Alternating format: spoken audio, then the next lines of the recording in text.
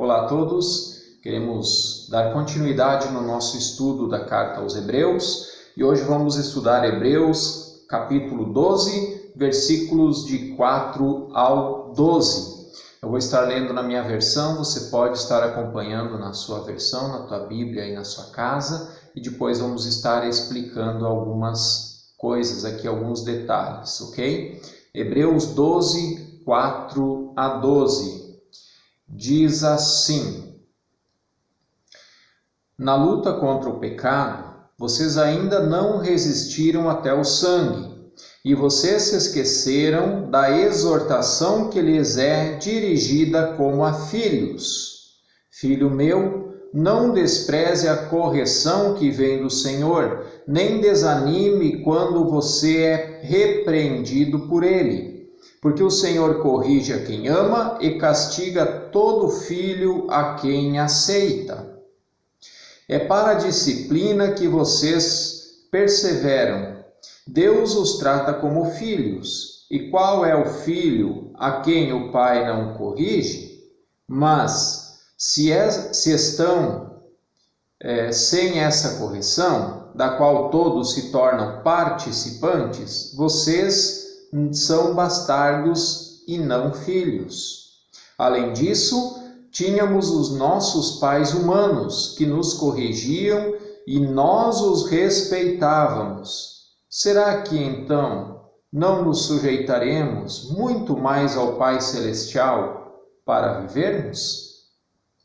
Pois eles nos corrigiam por pouco tempo, segundo melhor lhes parecia. Deus, porém, nos disciplina para o nosso próprio bem, a fim de sermos participantes da sua santidade. Na verdade, toda disciplina, ao ser aplicada, não parece ser motivo de alegria, mas de tristeza. Porém, mais tarde produz fruto pacífico aos que têm sido por ela exercitados, fruto de justiça. Por isso, levantem as mãos cansadas e fortaleçam os joelhos vacilantes. E o versículo 13 ainda: façam caminhos retos para os seus pés, para que o manco não se desvie, mas seja curado. E aqui a tônica é a disciplina de Deus. E nós vamos ver que no versículo 4 ao 6, ele vai citar, aqui o autor cita Provérbios 3, versículo 11 ao versículo 12, que vai dizer: filho meu, não despreze a correção que vem do Senhor, nem desanime quando você é repreendido por ele, porque o Senhor corrige a quem ama e castiga todo filho a quem aceita. E aqui nós podemos destacar que, primeiro, não podemos desprezar a correção do Senhor. O que é desprezar? Quer dizer, não dar atenção quando Deus nos corrige, né? Também diz não desanimar quando somos repreendidos, porque Deus corrige a quem Ele ama. Se Deus ama você, Ele vai te corrigir. Se Deus me ama, Ele vai me corrigir, né? Ele vai disciplinar a gente, né? E diz que castiga aqueles que são seus filhos. Ele só castiga os filhos. E que bom poder ser filho de Deus. Então, um dos papéis do filho é, então, aceitar a disciplina do Pai, né? Nós, como pessoas, a gente vive isso, né? Quem é pai repreende, castiga, corrige o filho, né? Para que ele possa ir bem quando ele está indo para o caminho ou uma direção errada, né? E nós também, como filhos, também fomos disciplinados, né? E devemos aceitar a correção do Pai. Não desanimar, porque os nossos pais, quando nos corrigiam, é porque Ele nos amava. E dá para entender. Já imaginou, você que é pai, você que é mãe, você não repreender o teu filho toda vez que ele praticar algo errado, você ficar quieto? não repreender, o que vai acontecer com essa criança quando ele crescer? Já imaginou? Não vai dar certo. Então, por amor a eles que nós repreendemos, porque nós queremos que ele faça as coisas corretas e que ele aprenda a fazer as coisas corretas. Versículo 7 vai dizer: é para a disciplina que vocês perseveram, Deus os trata como filhos. E qual é o filho a quem o pai não corrige? Deus nos trata como filhos. Então, se ele nos trata como filhos, ele age como um pai. E nós não podemos nos esquecer disso. Quando ele nos corrige, quando ele nos repreende, ele está sendo nosso pai. Porque qual pai, qual mãe que vendo o seu filho fazer coisa errada não o repreende, né? Qual é o pai e a mãe que não corrige o seu filho? Então Deus também vai fazer isso, né? Vai nos corrigir.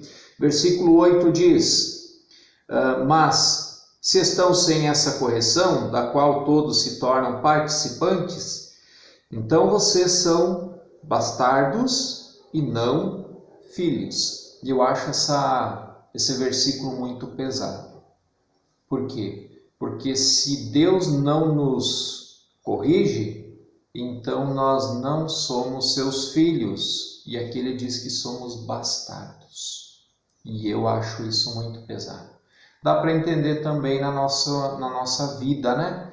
Nós corrigimos quem? Os nossos filhos. Eu tenho 2 filhos, eu corrijo eles. O filho das outras pessoas eu corrijo? Não, é função dos pais, né? Então dá para a gente entender isso, né? Então todos os filhos de Deus se tornam participantes da correção. Caso contrário, não são filhos. E se eu não sou filho de Deus, então ele também não é meu pai, né? Então tem que ter os 2 caminhos. Deus como pai e nós como filhos. Versículo 9. Além disso, tínhamos os nossos pais humanos que nos corrigiam e nós os respeitávamos. Será que então não nos sujeitaremos muito mais ao Pai espiritual para vivermos? E aqui termina com essa pergunta. Nós respeitávamos os nossos pais. E eu lembro, e você que tem a minha idade ou um pouco mais velho, né? Você vai ver que, lembrar que quando os pais muitas vezes só olhavam, a gente já sabia o que era, né? E a gente sabia que logo à frente a gente iria levar uma bronca, castigo ou apanhar. Não era assim com você também? E nós respeitávamos os pais. Quanto mais ao Pai Celestial. O nosso Pai Celestial é Deus. E nós não devíamos também respeitá-lo muito mais do que os nossos pais terrenos, os nossos pais humanos? É essa a pergunta. É essa a pergunta do versículo 9. Será que nós não devemos se sujeitar muito mais ao Pai Celestial? Claro que sim, né? Nós devemos, então nós não podemos, como nós vimos no início, desprezar a correção de Deus. Versículo 10. Pois eles nos corrigiam por pouco tempo. Falando quem? Falando dos pais, os nossos pais terrestres, né? O meu pai e minha mãe biológica, né? Pois eles nos corrigiam por pouco tempo, segundo melhor lhes parecia. Ou seja, como eles achavam melhor, não para o pior, certo? Deus, porém, nos disciplina para o nosso próprio bem, a fim de sermos participantes da sua santidade. E aqui tem algo fantástico, né? Os nossos pais nos corrigiam segundo o que eles achavam que era melhor. Mas Deus não, Deus nos disciplina para o nosso bem e para sermos participantes da sua santidade. A palavra de Deus diz: sede santos, porque Deus, o Senhor, é santo. E nós devemos ser santo como Deus. E Deus nos repreende, Deus nos disciplina para que possamos ser participantes da sua santidade, para que nós possamos andar num caminho santo ou um caminho de santidade também. Versículo 11. Na verdade, toda a disciplina, ao ser aplicada, não parece ser motivo de alegria, mas de tristeza. Porém, mais tarde produz fruto pacífico aos que têm sido por ela exercitados, fruto de justiça. E a disciplina, realmente, quando a gente recebe uma disciplina, um castigo, a gente não gosta. Não é motivo de alegria nem de prazer, pelo contrário, né? É ruim, é triste saber que eu tenho que receber uma disciplina, que eu errei, né? Que eu preciso pagar o preço por aquilo que eu fiz de errado. Mas ela produz frutos. E aqui diz que são frutos, primeiro, pacífico, segundo, de justiça,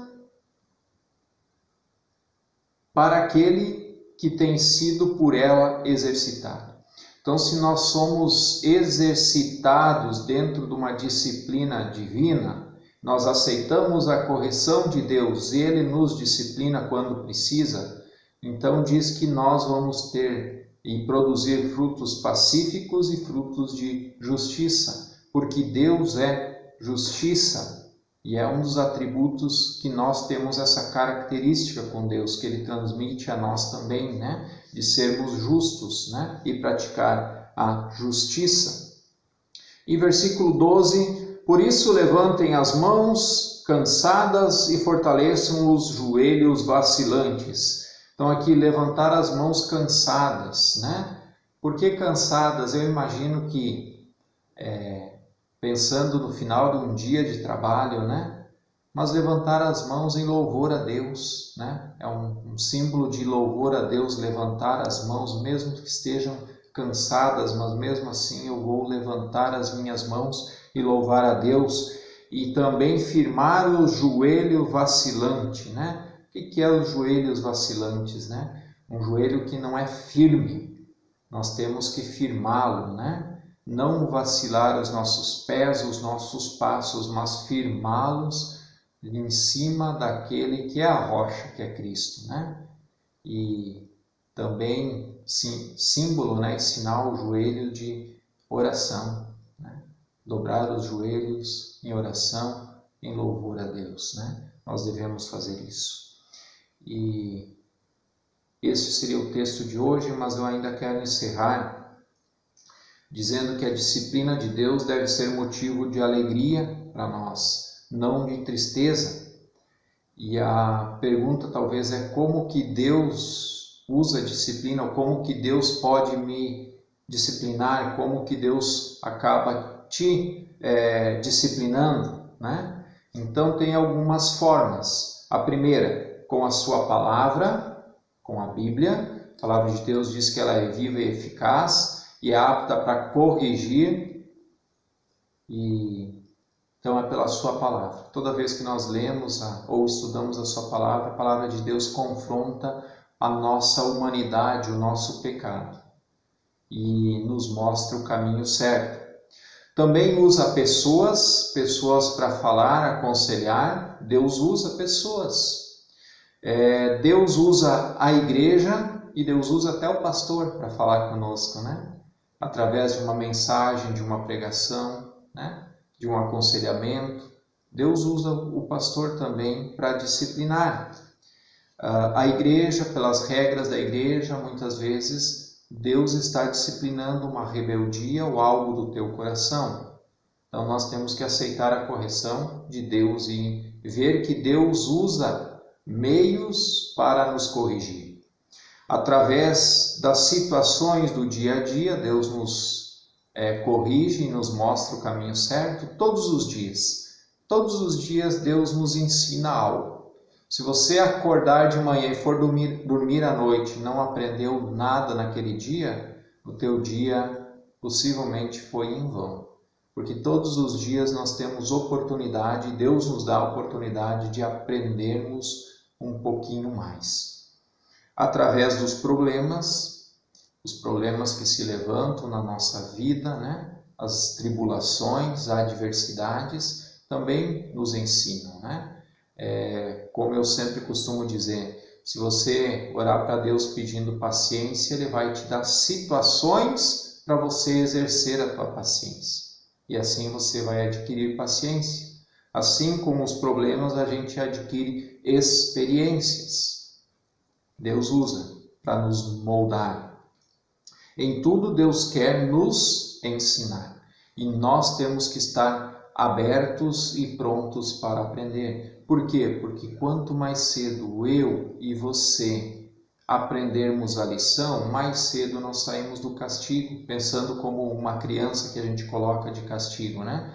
Quanto mais cedo ela aprende que aquilo que ela faz é errado, mais cedo ela sai do castigo e com certeza ela não vai mais errar, não vai voltar a ser castigada de novo pelo mesmo motivo, né? E assim nós devemos ser.